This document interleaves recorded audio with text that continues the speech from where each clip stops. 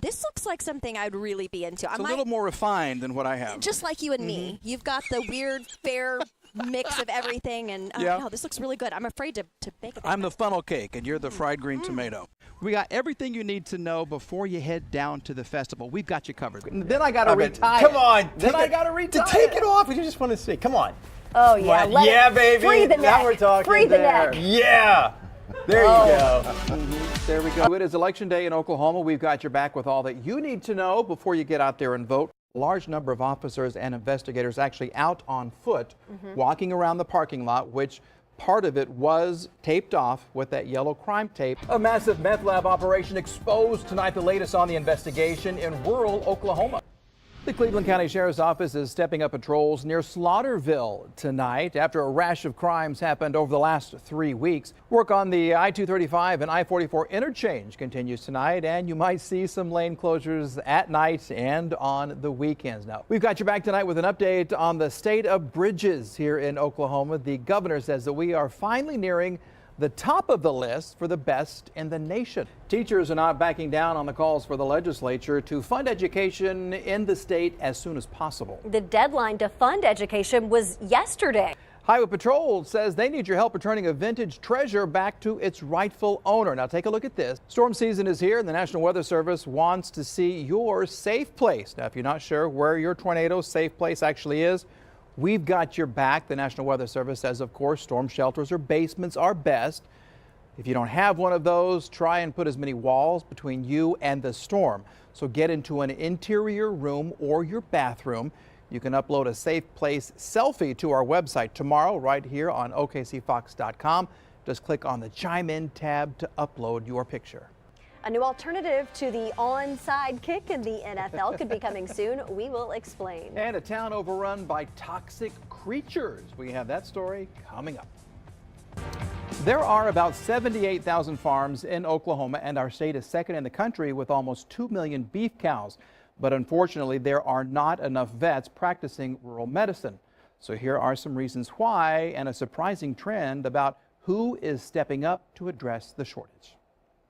My grandpa taught me how to palpate a cow when I was about probably 12 years old. It's just a typical day on the job for Dr. Rebecca Hartfield. Of course, when I was 12, I didn't know that I wanted to go to vet school either. Fox 25 followed her to a farm just outside of Cushing to check a small herd of cows. You can feel her ovaries, and you can feel different things in there that basically tell us she's pregnant. About 4 months on her. The 2016 graduate of OSU practices mixed veterinary medicine, meaning she works with large and small animals. It's something very few vets do these days. The whole veterinary community has talked about shortage of rural veterinarians and been talking about that for many years. Dean Ross says only 17% of vet school graduates practice mixed medicine. Rural medicine can be difficult. You're traveling a lot. You're having to go, an hour to one farm call. One reason, windshield time, as Dean Ross calls it. Vets don't get paid while driving to and from rural farms. And then, of course, there's this. Not everyone wants to do this every day. This is what country girls call, a mud bath or something for the skin. Only when company's around do we say poop bath. The American Veterinary Medical Association reports that there are 1,100 counties nationwide that desperately need vets because food animals could be at risk for dangerous disease outbreaks that can destroy livestock and threaten rural economies. A USDA program offers up to $75,000 in loan repayment to entice graduates to work where there aren't enough rural vets. This map shows the 2017 shortage areas in Oklahoma. So, who is addressing the shortage? Women. There's a lot of women in my class that practice mixed animal and maybe do better than some of the guys sometimes. The tables turned in about 1988 when, for the first time ever, more women graduated in vet medicine and joined the AVMA. And the gap keeps growing. This year, OSU's freshman class is 84% women.